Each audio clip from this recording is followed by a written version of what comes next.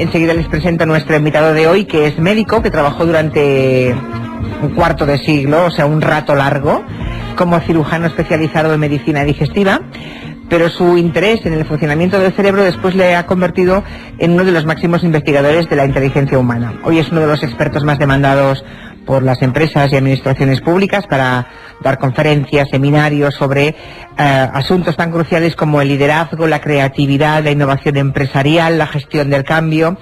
Tiene ya varios libros en el mercado, entre ellos Reinventarse, lo tengo aquí encima de mi mesa, que ya ha vendido 60.000 ejemplares y ha sido traducido a 10 idiomas, prueba de que el asunto interesa en todas partes.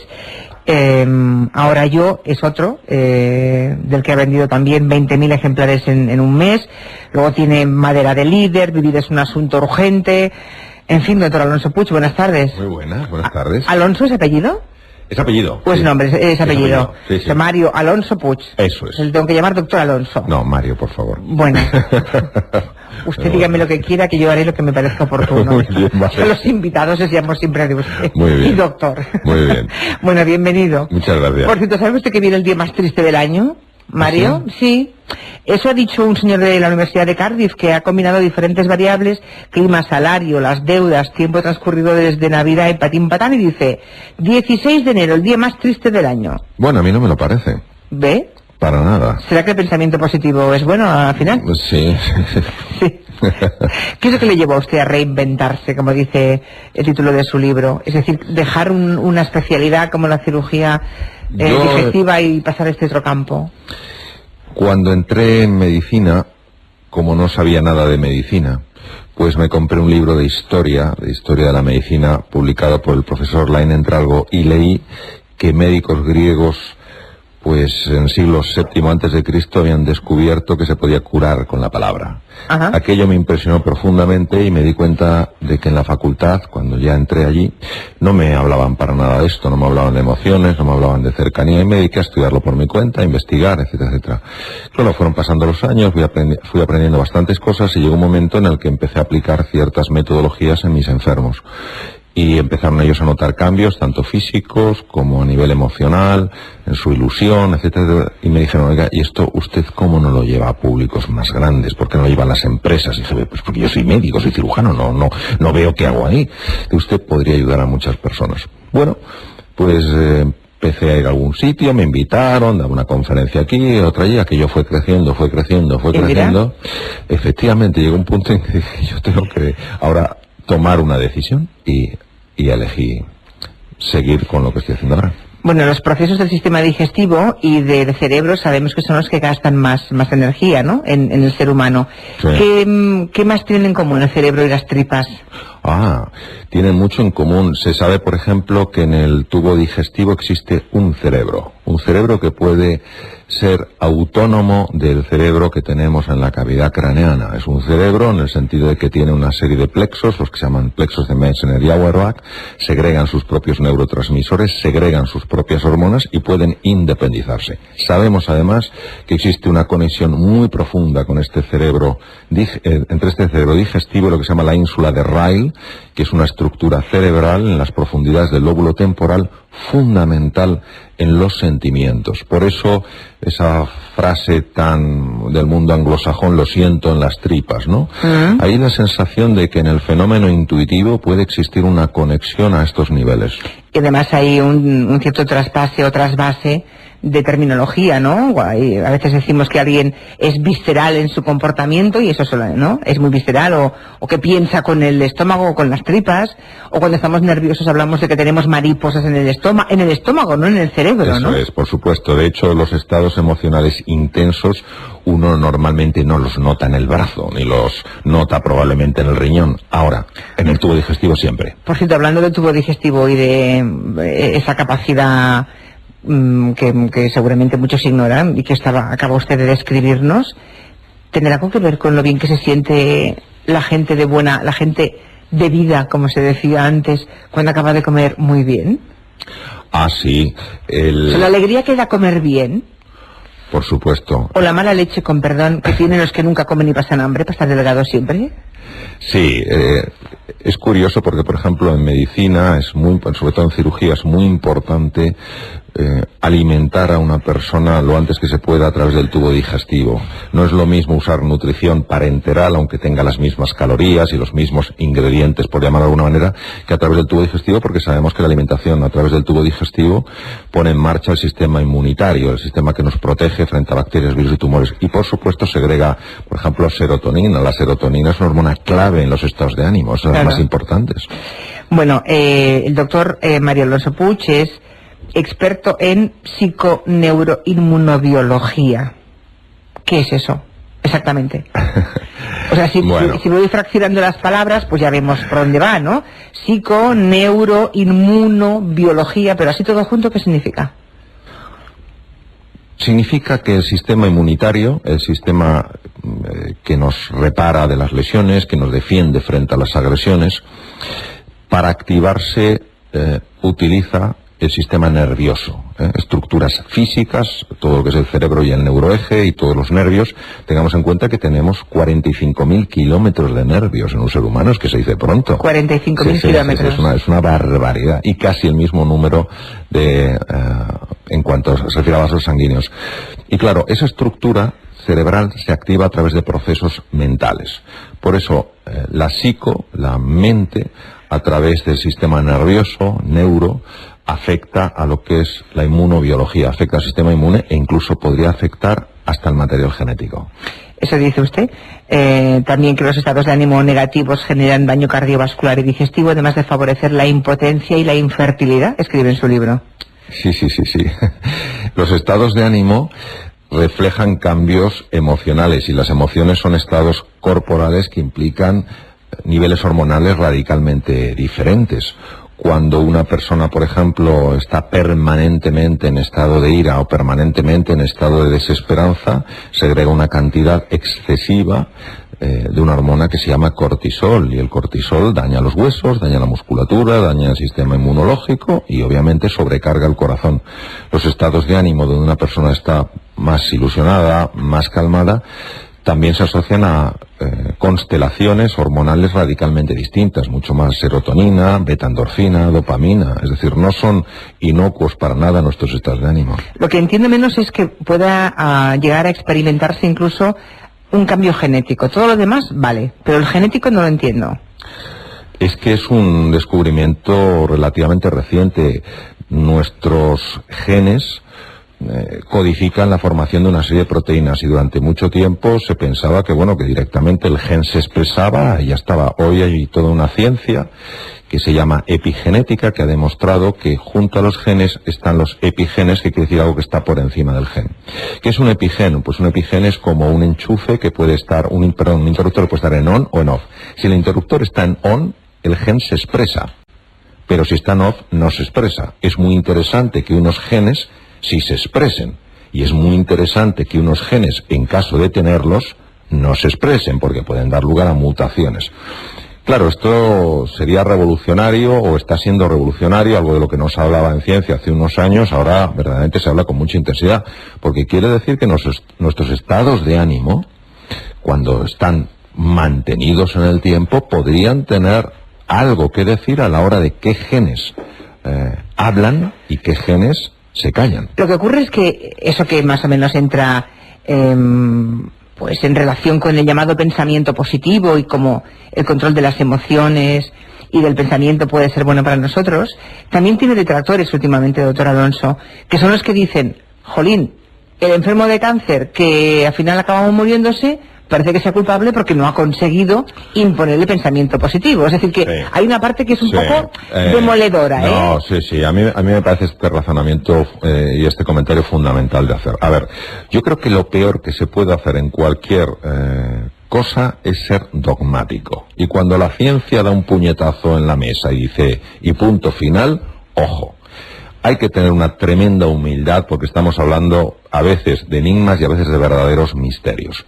Por supuesto que puede darse esta situación. Una persona enormemente positiva, con todo el apoyo familiar, con el mejor tratamiento, pues puede no tener un desenlace. Debería diagnosticar un cáncer de páncreas y ¿qué? Puede no tener efectivamente un desenlace que es el que lógicamente uno le haría ilusión que tuviera. Sin embargo, dicho esto, hay que añadir lo siguiente. Si sabemos que una persona que tiene un estado de ánimo elevado, es decir, que reconociendo la dificultad también piensa que tiene opciones para salir adelante, sabemos que el tipo de hormonas que pone en marcha favorecen la puesta en actividad de una serie de células como los linfocitos CD4, los NK, que son claves para luchar contra los tumores. Es decir, seguridad en la vida solo tenemos una. En un momento determinado nos vamos de este barrio.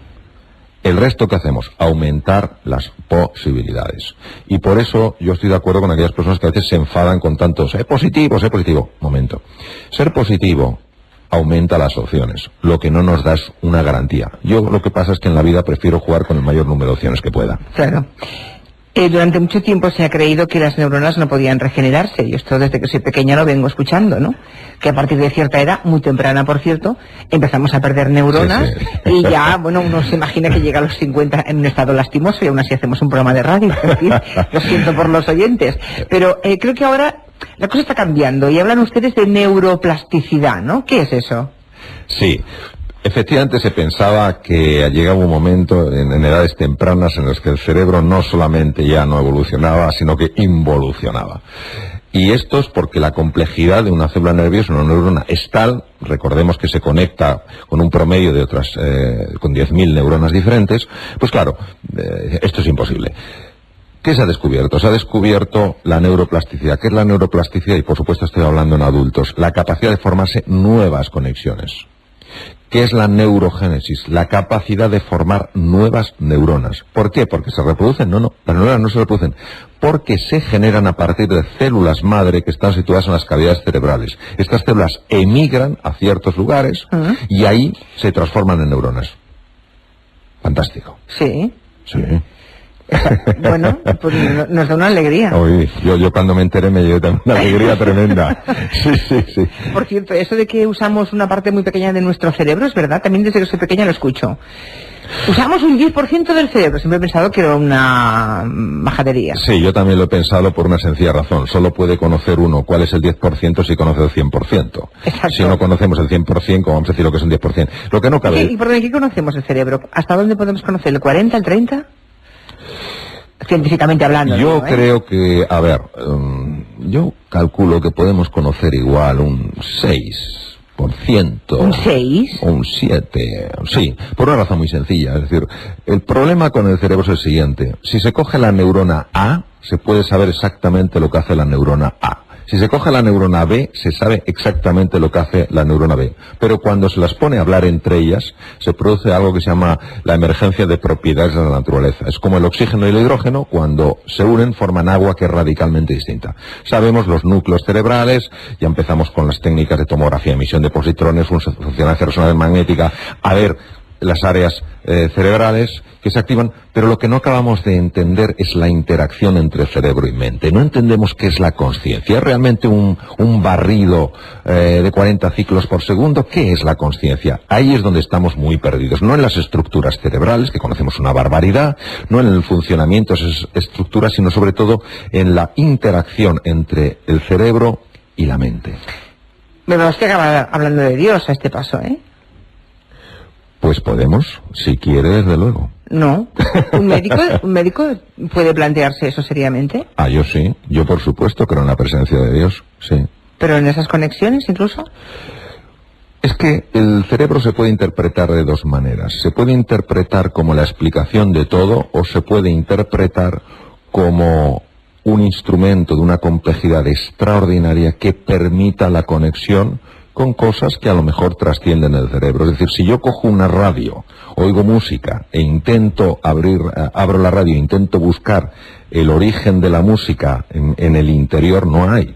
Sin embargo, sabemos que hay unas ondas que necesitan algo muy especial, que es un aparato de radio, para que podamos escuchar.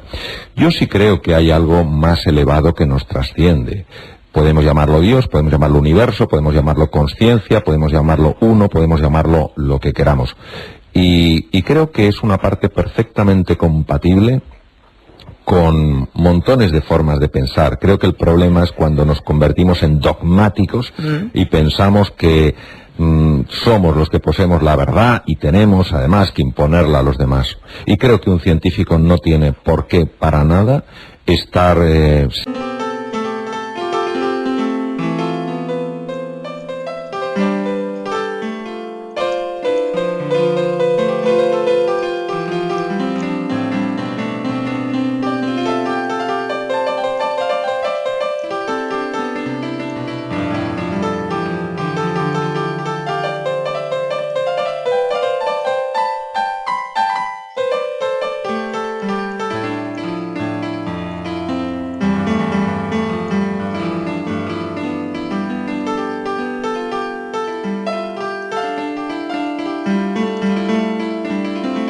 separado de esa idea. Por ejemplo, el propio Albert Einstein era una persona tremendamente trascendente en sus planteamientos. No hay más que leer un poco su obra y es así. Montones de científicos lo han expresado. Lo mismo que para mí de válido tiene un científico que dice que no cree en Dios. Creo que el problema es cuando hablamos de lo uno o lo otro y nos peleamos. Es mucho más lo uno y lo otro. Ahí demostramos que alguna conexión entre la A y la B no funciona, ¿no?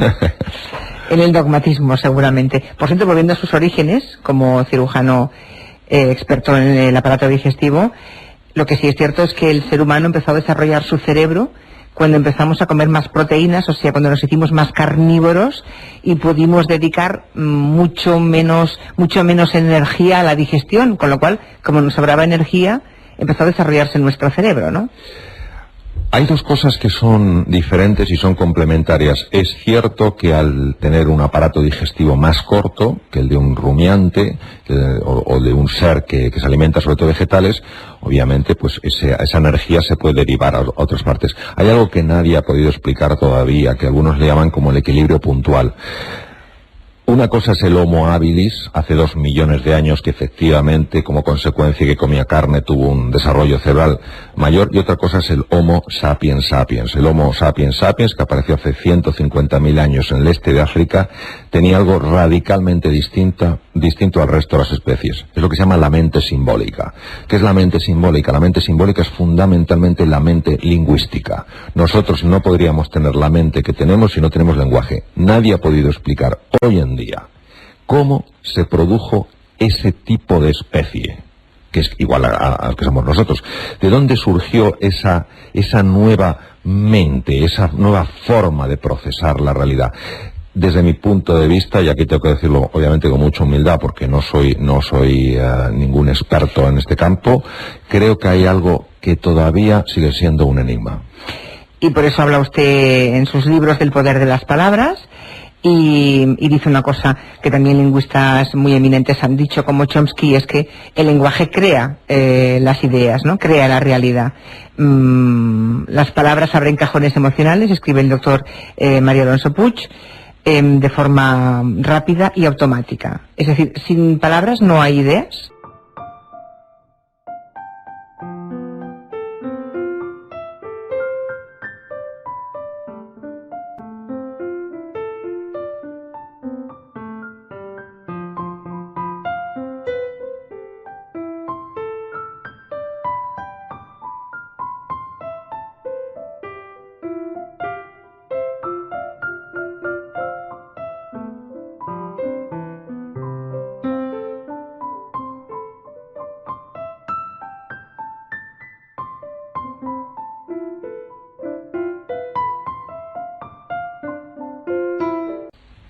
No, efectivamente, la mente racional no se puede entender sin lenguaje. O sea, una persona que usa 1500 palabras para expresarse, forzosamente es una persona que tiene pocas ideas. No, una persona que utiliza un número reducido de palabras lo que tiene es reducida la capacidad de ver más posibilidades en su vida. Por tanto, pocas ideas. Ideas a lo mejor no son pocas ideas, a lo mejor son ideas que no le ayudan a ver nuevas posibilidades. Entonces, no diría yo tanto pocas ideas como mejor ideas de menor alcance. ¿Pero podemos llegar a sentir cosas para las que no tenemos palabras que etiqueten? Sí, lo que pasa es que ese tipo de experiencias son experiencias que se consiguen, por ejemplo, a través de la meditación profunda, a través de el ensimismamiento en la naturaleza o con la música, y son experiencias que se llaman precisamente inefables, porque trascienden el lenguaje. Ya, pero pocas, ¿eh? Pocas y muy difíciles de experimentar, muy difíciles de experimentarse. ¿Cómo se desinstala el software cerebral que no funciona? Porque habla, eso es muy interesante, habla en reinventarse de que pues tenemos en nuestro cerebro a lo mejor algún programa basura, una parte del software que no funciona. Y entonces, ¿cómo podemos liberarnos o deshacernos de esa parte de programa cerebral que no nos aporta nada, al contrario, que emite mucho ruido en nuestra vida diaria? Sí. Hay que trabajar a dos niveles. El primer nivel es lo que se llama el nivel de la cosmovisión y el segundo nivel es el nivel de los estados de ánimo. ¿Qué es la cosmovisión? La cosmovisión es el mundo que yo he creado y de acuerdo al cual vivo. Yo tengo una percepción del mundo y una percepción de mí mismo que para mí es la realidad. No mi realidad, sino es la realidad. Y hay una serie de creencias que las vivimos como certezas a nivel inconsciente que pueden ser profundamente limitantes. Hay creencias de tipo global, el mundo es, y hay creencias que se llaman de identidad, yo soy. Hace falta un trabajo de observación de uno mismo para darse cuenta de hasta qué punto detrás de conductas que nos están limitando en la vida hay ideas que vivimos como realidades.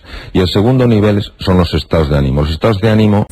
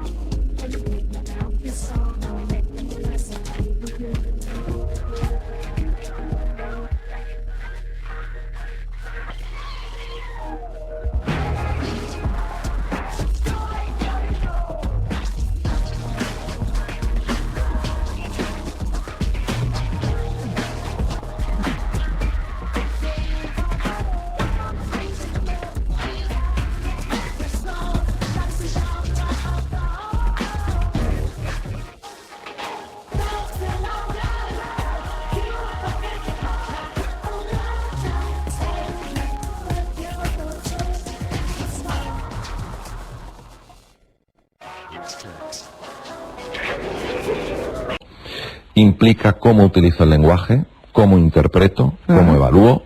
Segundo, cómo utilizo mi biología. Tiene muchísima importancia, por ejemplo, el ejercicio físico a la hora de estabilizar las emociones. Y tercero, dónde pongo yo mi atención. Si entro en un sitio y solo estoy viendo lo que me falta, lo defectuoso y lo negativo, o también puedo girar mi atención y ver otras cosas valiosas. Porque, claro, el estado de ánimo es el que favorece que una determinada cosmovisión se ensanche o se haga más pequeñita. Vale, complejo todo eso, Está bien. Bueno, antes de despedir al doctor Mario Alonso Puig, tenemos aquí a Nuria Torreblanca, que ha estado siguiendo sus intervenciones y tomando nota para hacernos ahora un perfil, para que le pongan cara y forma a nuestro invitado. Mario Alonso Puig viste traje verde oscuro, corbata verde manzana y camisa azul celeste, a juego con la correa del reloj de azul marino. Parece que los colores de su vestuario le escuchen para reinventarse también y competir unos con otros. El doctor tiene rasgos ligeramente orientales, ojos rasgados y muy oscuros, cejas pobladas y el pelo negro, muy liso, disciplinado con la raya del lado. Mario tiene una boca generosa, por lo expresiva, por los labios carnosos y por los dientes bien alineados. La frecuencia con la que sonríe le ha dejado secuelas, una pequeña arruga en el rictus y una libretita para apuntar conceptos mientras sonríe, no sea que se le olvide algo. Las gafas de montura fina no ocultan ninguno de sus rasgos. Es más, quedan en segundo plano ante la presencia de su mirada, directa, afable y sobre todo muy limpia. De todos los enigmas y misterios que nos ha desvelado Mario, la existencia del cerebro digestivo es la más inquietante de todas.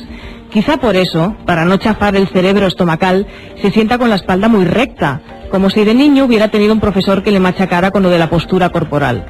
Unido a sus exquisitos modales de gentleman, no es de extrañar que Mario Alonso quiera convencernos de que la vida puede ser maravillosa, como decía Andrés Montes. Por lo menos esta entrevista sí que lo ha sido.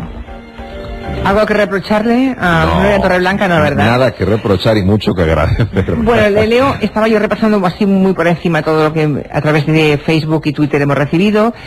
Y tengo muchas de cal y alguna arena también. Muy bien. Dice, lógico. Sí, pues no sé, por ejemplo, dice por aquí que le está encantando escucharle. Marian Torres dice que solamente...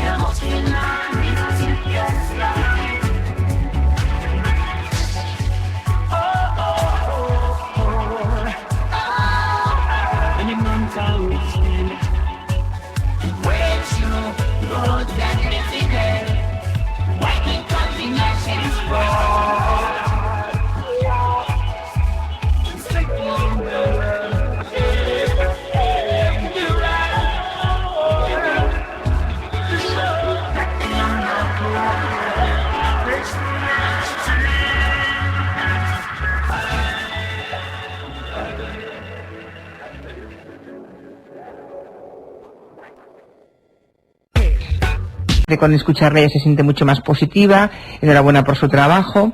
Otro dice que su voz le recuerda a la de Eugenio, que tiene esa voz grave como la de Eugenio, sí. Otro dice que es curioso que crea usted en Dios como científico. Bueno, yo conozco muchos científicos creyentes, por otra parte, ¿no?